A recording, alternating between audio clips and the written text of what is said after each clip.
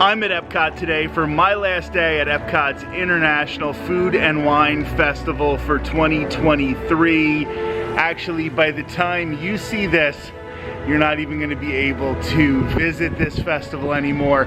But I still think there are reasons to cover it for you, because you'll get to see a lot of what to expect from next year's Food and Wine Festival. They make small changes every year, but not too many huge changes.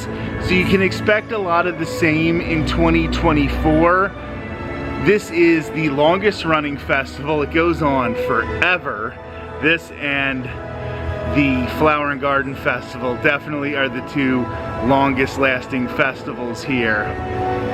But it's also nice to see Epcot all the time and get ready for the upcoming Epcot International Festival of the Holidays, which is going to be starting at the end of this month. As you saw, they already have some decorations that are starting to make their way into the park. We're gonna ride some rides, we're gonna have some food. I got here earlier than I expected today because I had a lot of chores earlier today and I did them. First of all, I'm really excited for crossing all this stuff off my list today, but also I'm excited to get into Epcot earlier than I thought and really have a good day at my favorite Walt Disney World park.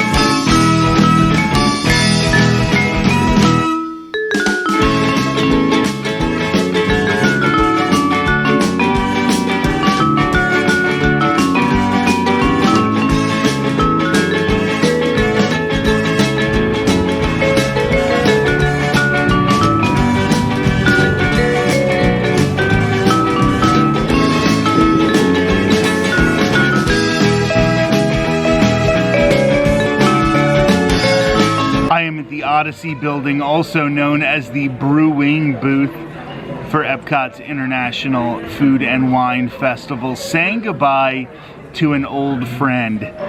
These impossible buffalo chicken tenders. I had these the first day of the festival, absolutely loved them. Tried to get them another time and they were sold out of them for the day, so I was happy to come right here first thing and get these impossible plant-based, completely vegan buffalo chicken tenders. Let's dig in here.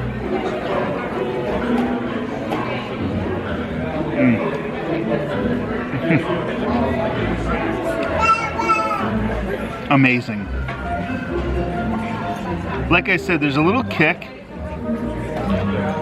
especially if you're used to Disney flavoring, how Disney doesn't go really spicy. But these are a little bit spicy.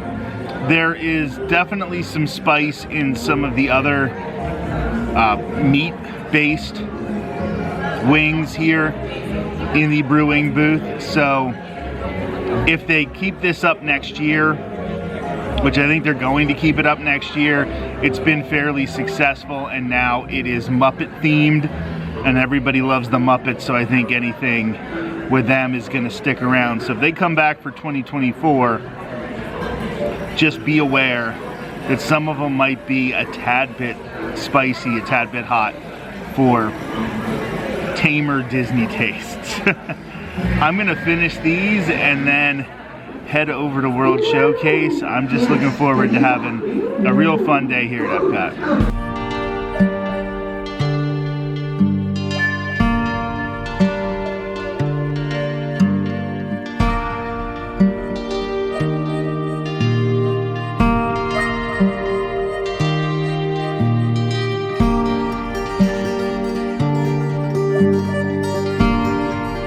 Hey, remember that time at Epcot's International Food and Wine Festival where Disney had a plant-based meat option that didn't come in a plant-based broth?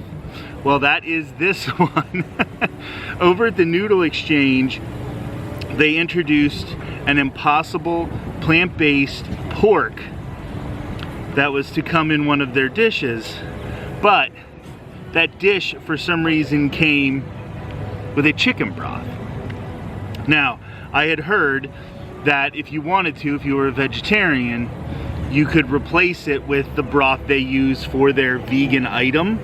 That still doesn't make it vegan because they do have this egg here right in the middle of it. But I'm not a vegan, I'm just a vegetarian. So I was able to get this.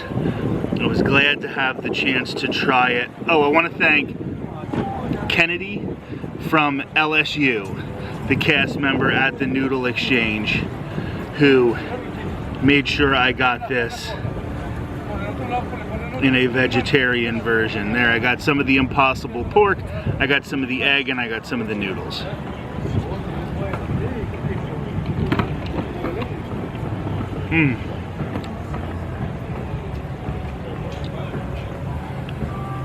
So I can see why maybe they thought it needed the chicken broth to add a little flavor. It's not ridiculously flavorful, but it is good if you're okay with subtle flavors, which sometimes Disney doesn't like subtle. If you're okay with subtle flavors, it's good. I recommend it. So I'm gonna finish this and then keep enjoying Epcot.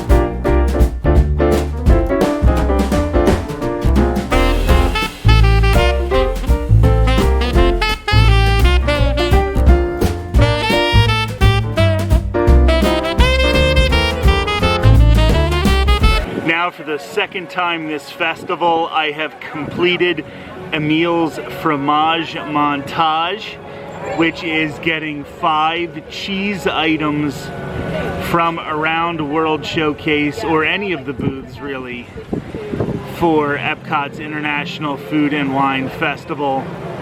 The last time I completed it earlier during the festival, I got a cheesecake Dole Whip, which I imagine I am going to get for this as well. But I got the artisan cheese plate as my last item at the Wine and Wedge. I got this earlier in the festival and it is really, really good. First I'm going to have this little candy here.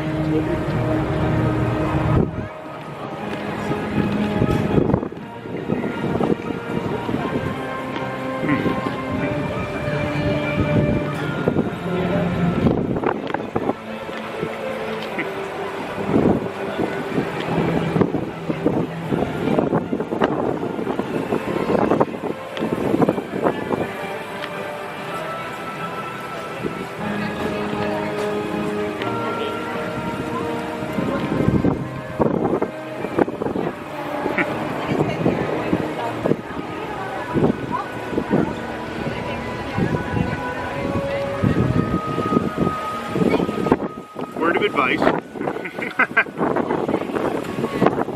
You can't bite off, it's too hard to bite off like half of that candy, and once you start chewing it you have to keep going.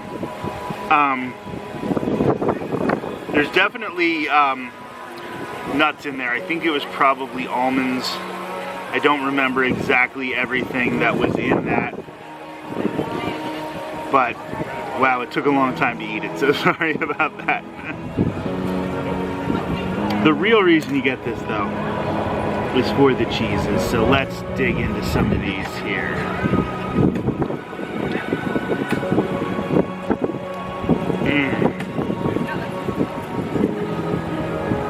I remembered that being the best one.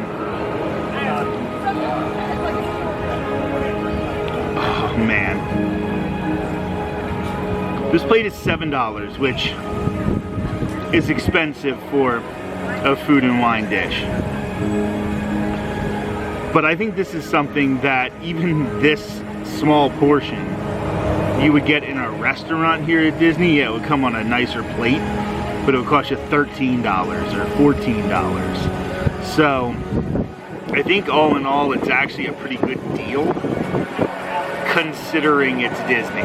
Anywhere else in the world, it would be an outrageous overcharge, but you know, that's everything here. I'm gonna finish this and then I'm gonna go get the finisher prize, the finisher treat. And then we're just gonna move away from food for a little bit and focus more on Epcot itself.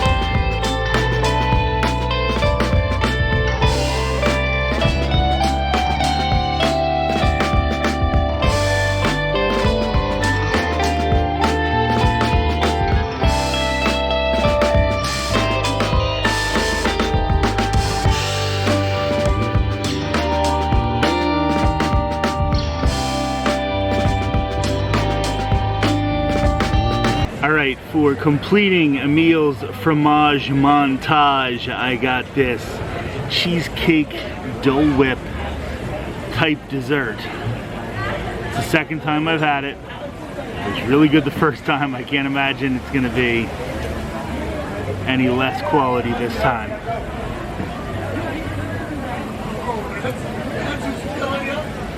Man, that's good. Let's get a piece of the actual cheesecake that's in here.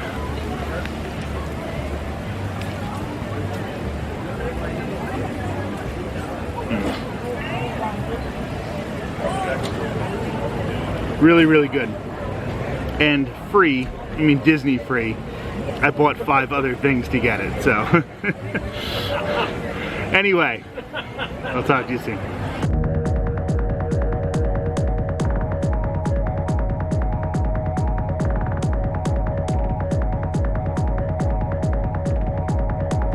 Boo! It's later tonight, Rick.